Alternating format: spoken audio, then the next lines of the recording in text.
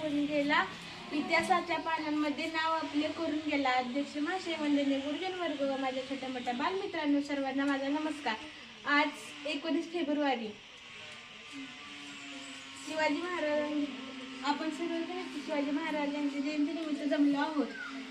शिवाजी महाराज हे महाराष्ट्राचे नाही तर संपूर्ण भारताचे गौरवशाली योद्धा शासक होते. त्यांचा जन्म 19 फेब्रुवारी 1630 रोजी शिवनेरी किल्ल्यावर झाला. त्यांच्या वडिलांचे नाव शहाजीराजे भोसले व आईचे नाव जिजाबाई असे होते. त्यांनी हिंदवी स्वराज्य स्थापना केली.